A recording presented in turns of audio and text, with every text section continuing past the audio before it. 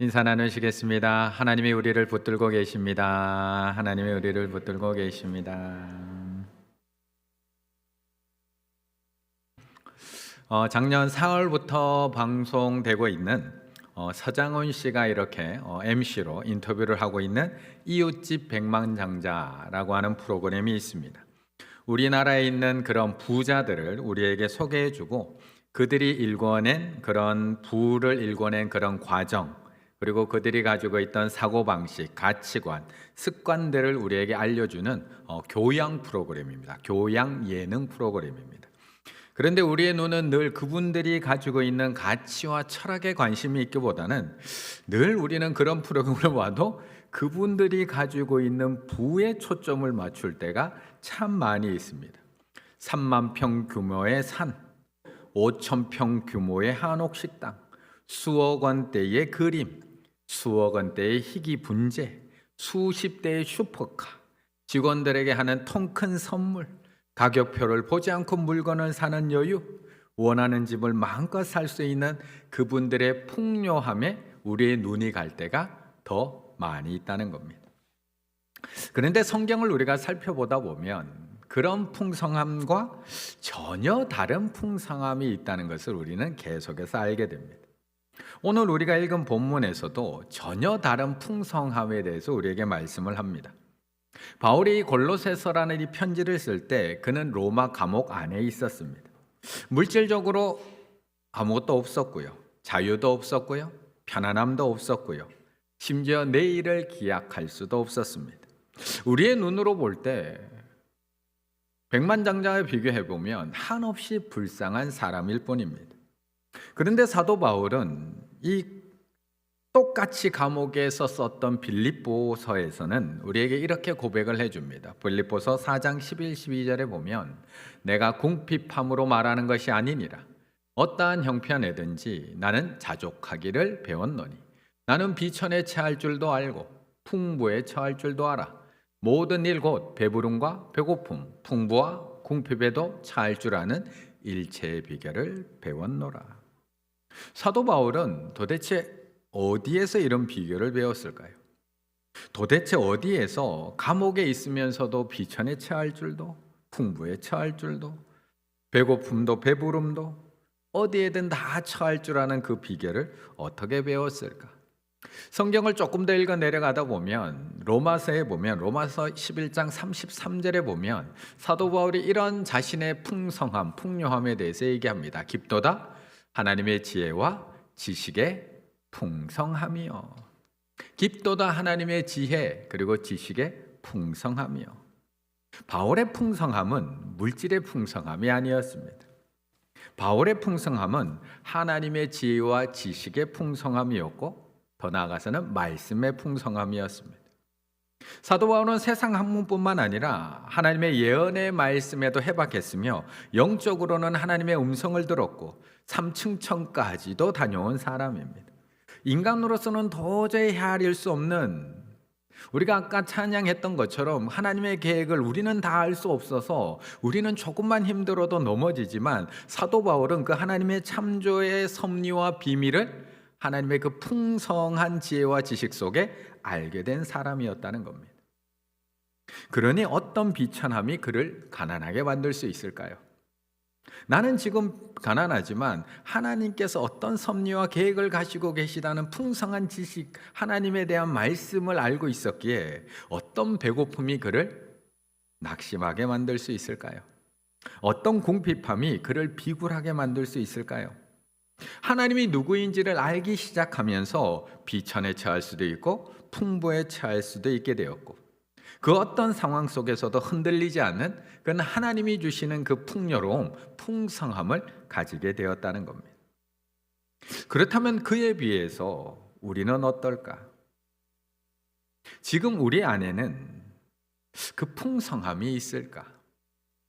깊도다 하나님의 지혜와 지식의 풍성함이 우리가 그 안에 거하고 있을까요? 아니면 우리 안에는 온갖 불확실한 미래에 대한 소식들로만 풍성한 걸까요? 하나님의 약속의 말씀이 우리 안에 풍성히 거하고 있을까요?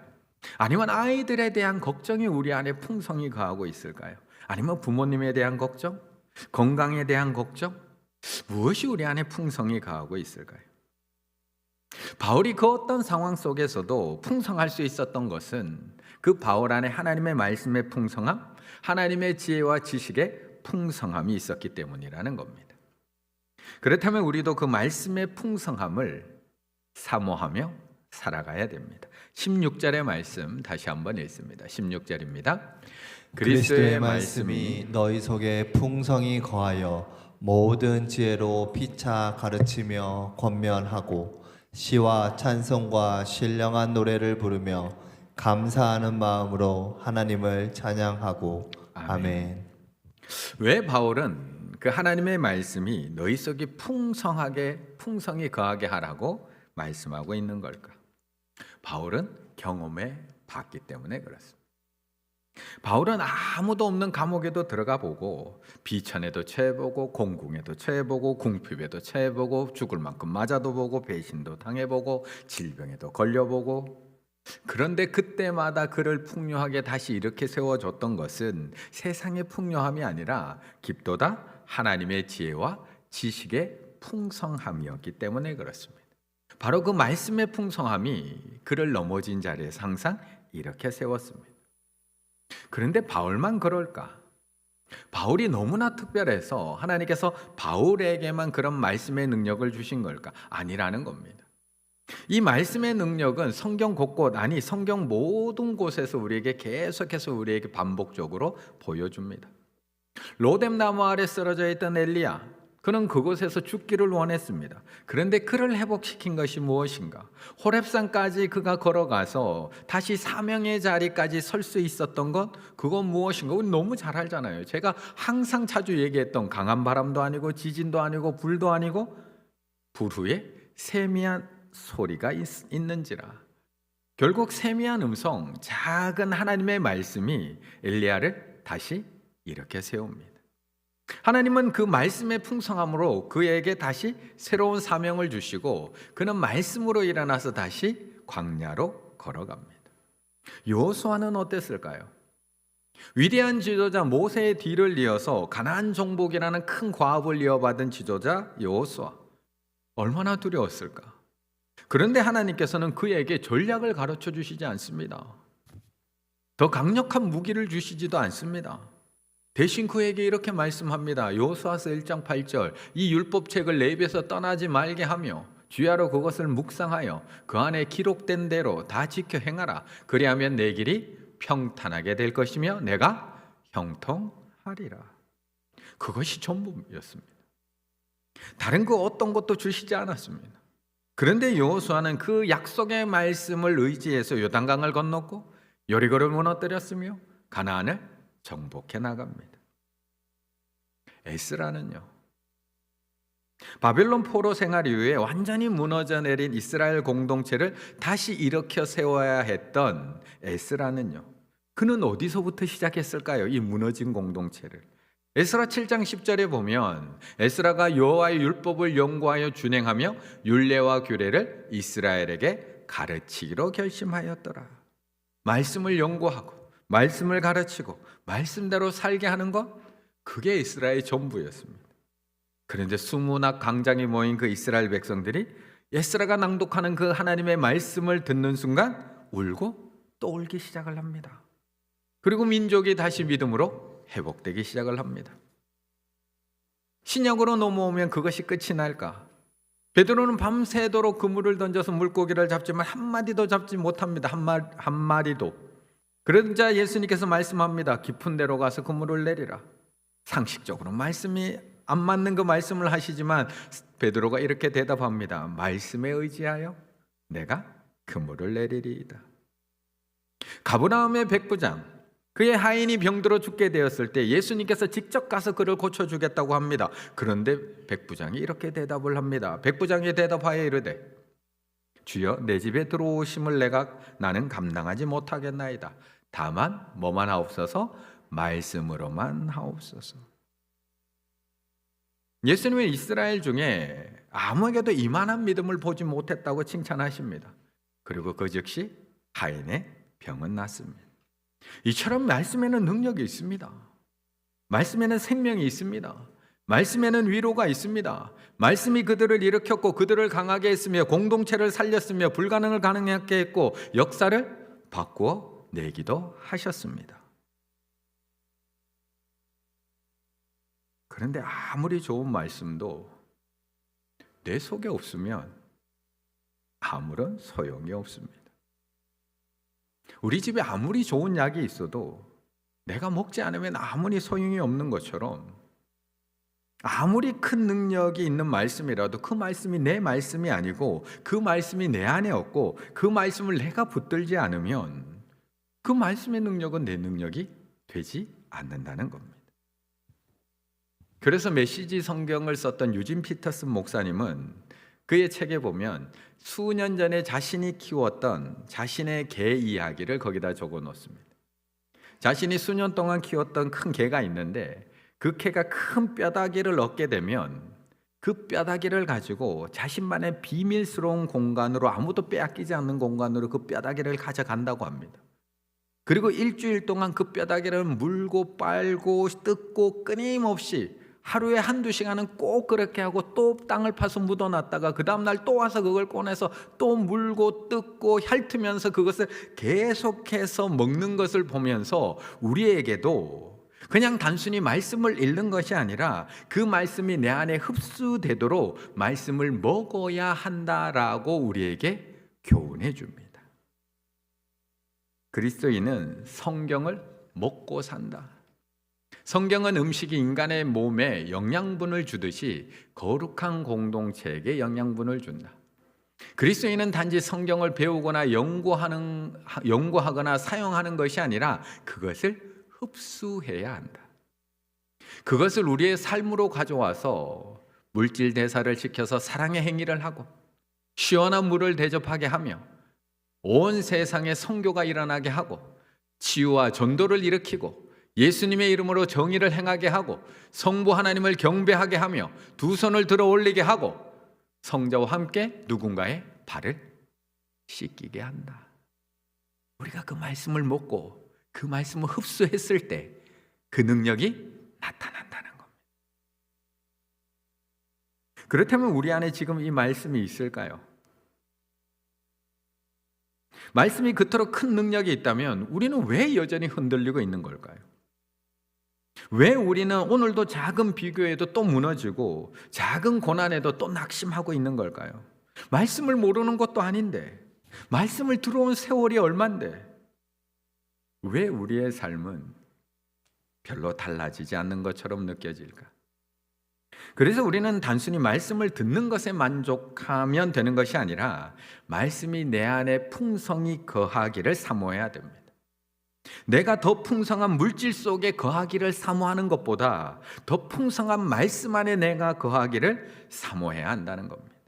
16절 그리스도의 말씀이 너희 속에 풍성히 거하여 에노이케오 거하다 내주하다 살게 하다 잠깐 왔다 가는 거 말고요 영구적으로 거주지를 마련하다 계속 머물게 해야 된다라고 이야기하고 있는 겁니다.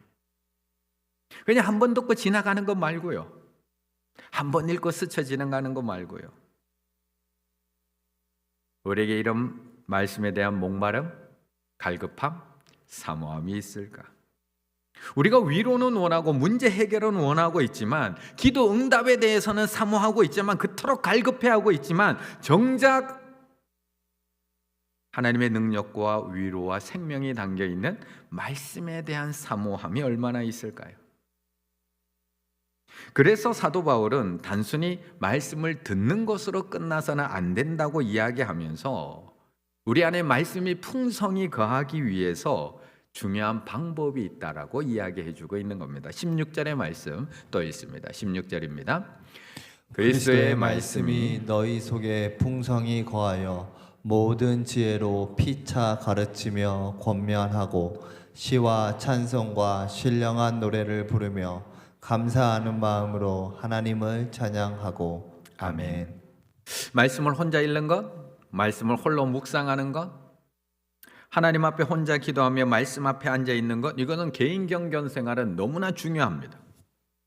우리가 아침을 시작할 때 홀로 하나님 앞에 성경을 펴고 묵상하는 것, 그 하루를 그 하나님의 말씀을 붙들고 살아가는 것, 밤에 잠들기 전에 그 말씀으로 다시 한번 나를 점검해보고 그 말씀대로 내가 살아왔는지 내 삶을 돌아보는 것, 너무나 중요한 신앙의 패턴입니다. 시편 1편의 기자의 고백처럼 복 있는 사람은 항상 그렇게 살아간다라고, 주야로 묵상하며 살아간다라고 말씀합니다. 그런데 사도 바울은 오늘 이 본문에서 한 걸음 더 나아가라고 말씀하고 있는 겁니다. 그냥 거하는 것이 아니라 풍성히 거하기 위해서는 단순히 말씀을 읽고 듣고 기억하는 것에 멈추지 말고 한 걸음 더 나아가라고 말씀합니다. 모든 지혜로 피차 가르치며 권면하고. 정말 하나님의 이 말씀이 내 안에 풍성히 거하길 원한다면 혼자 묵상하는 걸로 만족하지 말라는 겁니다. 서로 나누라는 겁니다. 피차 가르치고 권면하라는 겁니다. 다른 믿음의 형제들과 나누어야 하고 주 안에서 만난 지체들과 함께 그 말씀을 나누어야 하고 함께 모인 자리에서 서로를 가르치고 권면해야 한다는 겁니다. 그때 하나님의 말씀이 우리 안에 더 풍성히 거하게 된다라고 말씀하고 있는 겁니다. 물론 혼자 매일 말씀 묵상하는 분도 있습니다.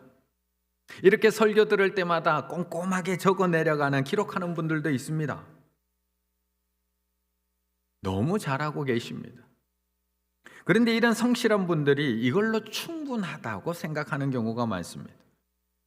예배 빠짐없이 참석하고 매일매일 성경 읽고 듣고 매일 말씀 안에 살아가면 굳이 내가 누구와 나눠야 되나?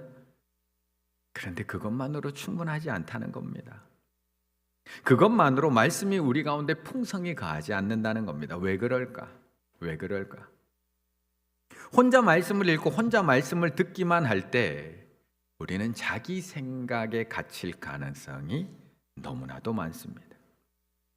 내가 이해한 말씀, 내가 받아들인 해석, 내가 적용한 방식, 이게 전부인 줄 착각합니다. 그 누구도 그 사람을 교정해 주지 않습니다. 다른 각도로 성경을 볼 수가 없습니다. 거기다가 요즘처럼 내가 좋아하는 목사님의 말씀만 골라 들을 수 있는 이 시대 속에서는 내 생각이 더 견고해질 수밖에 없습니다. 맞잖아. 그 목사님도 그렇게 얘기하잖아. 그러면서 말씀이 점점 관념화됩니다. 머릿속에서만 정리가 됩니다. 추상적인 개념, 생각, 이론, 원리로만 굳어집니다. 그래서 그 목사님의 말씀처럼 사랑해야지, 그래 그 목사님처럼 섬겨야지, 그 목사님의 말씀처럼 겸손해야지, 그 목사님 말씀처럼 기도해야지, 그 목사님 말씀처럼 오래 참아야지 라고 나의 하는 그 끊임없는 생각이 마치 내가 그렇게 신앙적으로 살아가고 있는 것처럼 착각합니다. 그런데 알기만 할 뿐 살지는 않습니다.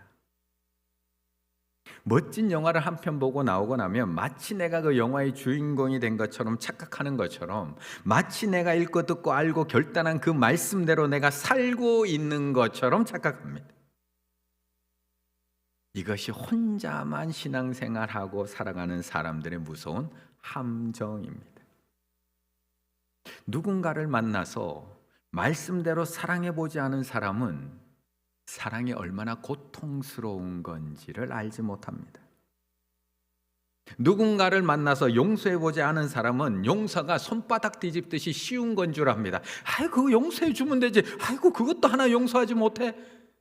그는 용서를 안 해본 사람들의 이야기입니다.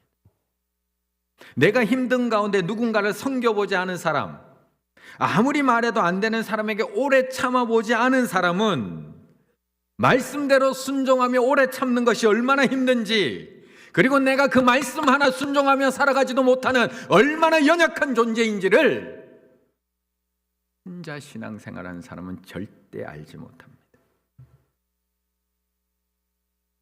그래서 야고보는 우리에게 이렇게 경고하는 겁니다. 야고보서 1장 22절.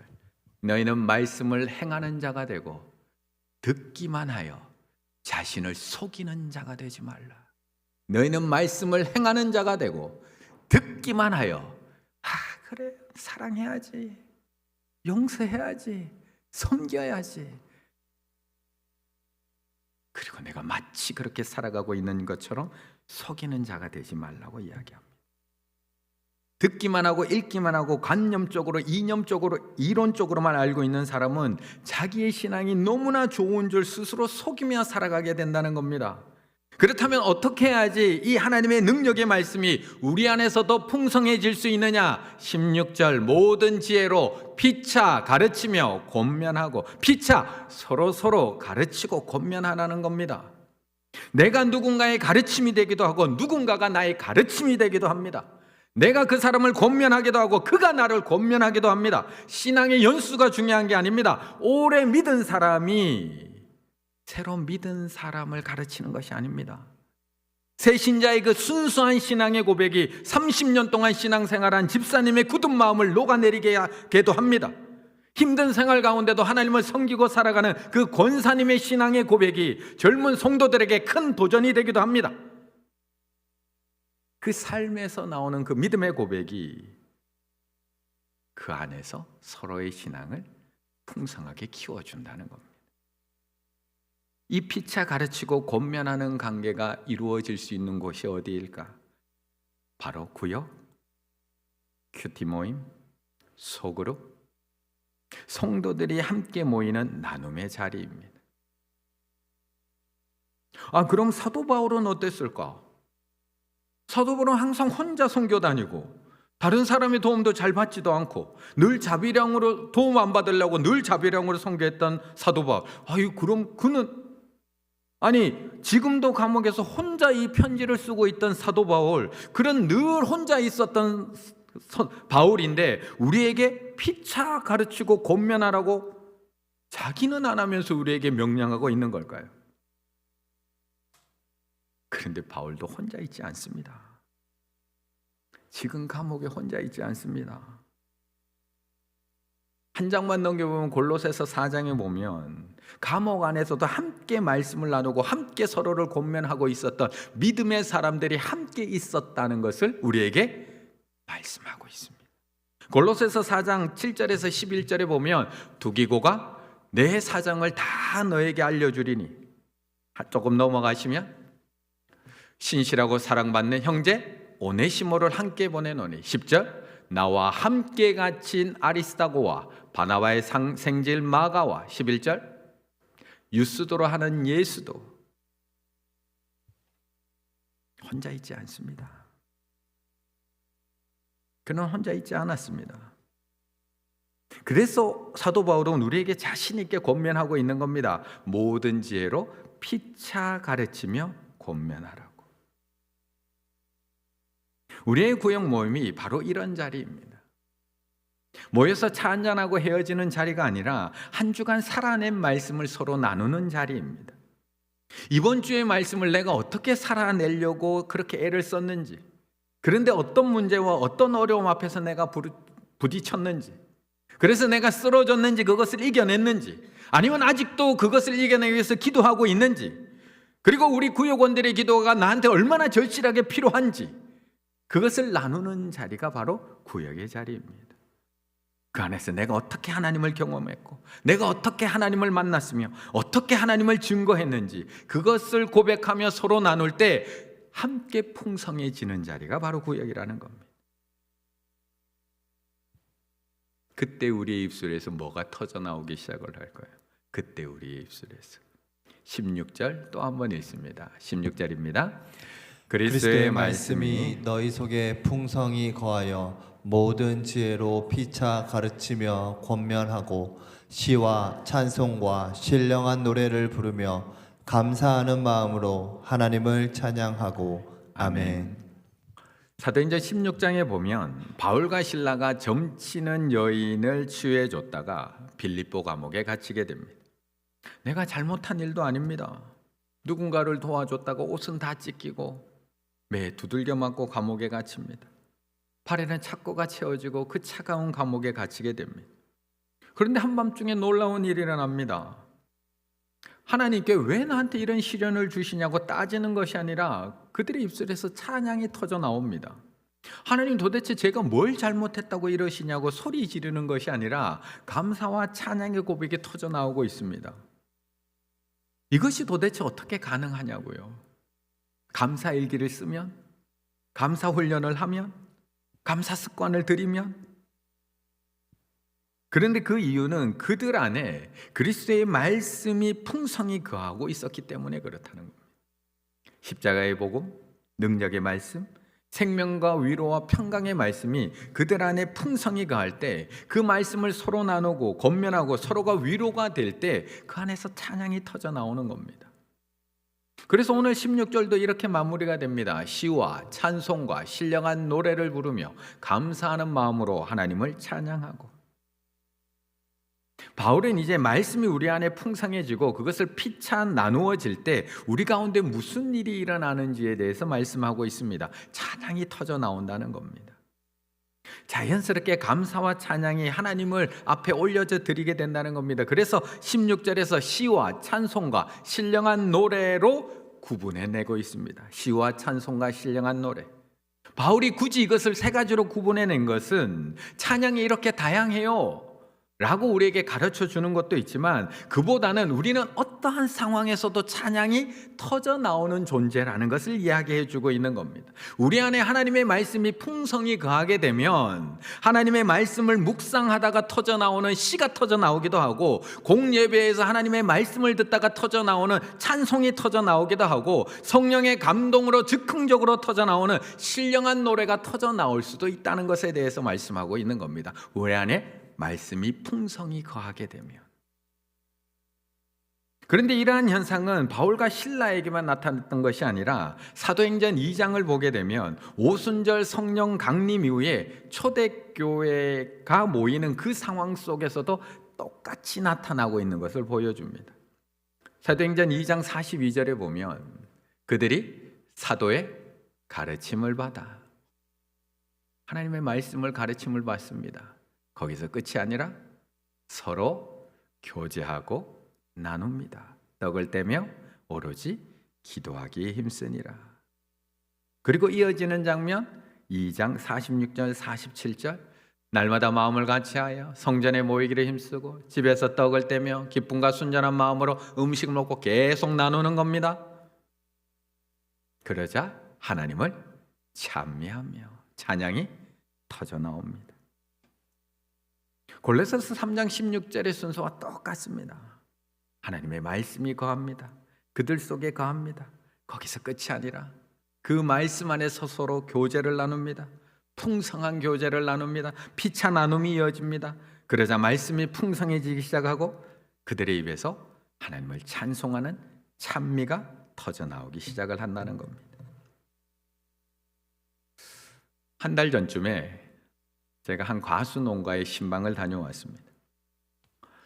권사님과 대화를 나누던 중에 오랜 기간 과수 농사를 지어온 권사님이 자신도 농사를 짓다가 힘든 순간이 있다라고 이야기합니다. 힘든 순간. 뭐가 힘들까요? 농사 짓는 거 당연히 힘들죠. 그런데 농사 짓는 게 힘든 게 아니라 이렇게 꽃 피고 날씨 좋은 날, 이렇게 햇살 화창한 날, 친구들은 다 놀러 가는데 나만 일해야 할 때, 친구들은 나들이 가고 꽃놀이 가고 맛있는 거 먹으러 가고 예쁜 카페 가는데 나만 일을 해야 될 때, 그래서 그럴 때면 하나님 앞에 자꾸 불평이 나온답니다. 하나님, 이 나이에 대해서 친구들은 다 카페 가고 놀러 가고 나들이 가고 저도 이제 좀 쉬고 싶은데 저는 왜 과수원 일만 맨날 시키세요? 왜 맨날 시키세요? 그런데 그렇게 하나님 앞에 푸념하고 있을 때 하나님께서 말씀을 하나 생각나게 하십니다. 고린도후서 12장 9절, 나에게 이르시기를 내 은혜가 내게 족하도다. 나에게 이르시기를 내 은혜가 내게 족하도다. 이 말씀이 마음에 확 오는 순간 모든 불평이 다 사라집니다. 이 하나님의 말씀이 그 안에 거하는 순간 모든 원망이 사라집니다. 그리고 그때부터 계속 이게 입에서 나오더라면, 아이고 내 은혜가 내게 족하지, 내 은혜가 내게 족하다고 하셨지. 그러면서 저한테 매일 마지막에 하신 말씀, 목사님 말씀 없으면 못 살아요. 말씀 없으면 못 살아요. 맞습니다. 우리는 말씀 없으면 못 삽니다. 그 능력의 말씀 없으면 우리는 풍요함 안에 머물 수가 없습니다. 그런데 그 말씀을 피차 나눌 때 더 풍성해집니다. 저하고 나누셨잖아요. 저하고 은혜를 나눌 때 더 풍성해집니다. 찬양도 혼자 부를 때도 은혜롭지만 함께 부를 때 훨씬 더 울려 퍼집니다. 큐티하는 사람에게 나눔은 여러모로 유익합니다. 일단 나눔이 있기 때문에 큐티를 지속할 수 있습니다. 지금 큐티하다가 멈춘 분들 많으시죠? 혼자 하면 멈추게 됩니다. 큐티를 항상 매일매일 성공할 수가 없습니다. 우리는 때로는 영적으로 다운되기도 하고 너무 바쁘기도 하고요. 심리적으로 우울을 경험하게 되면 당장 우선순위에서 딱 밀리는 것이 큐티입니다. 그래서 이 목사님은 큐티 나눔 모임에 꼭 나가야 한다고 이야기를 합니다. 나는 비록 큐티를 잘 해오지 못하더라도 다른 지체의 나눔을 들으면서 내가 도전받고 자극받고 다시 시작할 힘을 얻게 되고 더 풍요해지기 때문입니다. 저는 우리 충일의 구역들이 이런 말씀 나눔의 자리가 되기를 원합니다. 구역에 나가는 것이 때로는 귀찮을 때 있습니다. 한 주간 지친 몸으로 또 어디를 또 퇴근하고 나서 가야 된다는 것이 부담스럽기도 합니다. 그런데 사도 바울은 말합니다. 우리가 말씀을 듣고 읽는 것에만 멈추지 않고 그 말씀을 피차 나눌 때 하나님의 말씀이 우리 가운데 더욱 풍성히 거하게 될 줄로 믿습니다. 물도 흐를 때 맑아지고요. 말씀도 나눌 때 흘러갈 때 더 풍성해지고 생명력이 넘칩니다. 은혜도 나눌 때 더 커지고 찬양도 함께 부를 때 더 멀리 울려 퍼지는 것처럼 이번 주일날 받은 말씀, 아니면 오늘 이 시간에 내가 받은 말씀, 아니면 내가 한 주간 큐티하면서 받은 말씀, 이번 한 주간 누군가와 꼭 나눠보시기를 바라겠습니다. 내가 받은 말씀, 내가 받은 은혜가 우리 구역 가운데 흘러갈 때 누군가에게는 그 말씀이 더 풍성한 은혜가 된다는 것을 기억하시며 피차 말씀으로 서로를 위로하고 격려하고 서로에게 도전이 되는 우리 충일의 모든 가족들이 다 되시기를 간절히 바라겠습니다.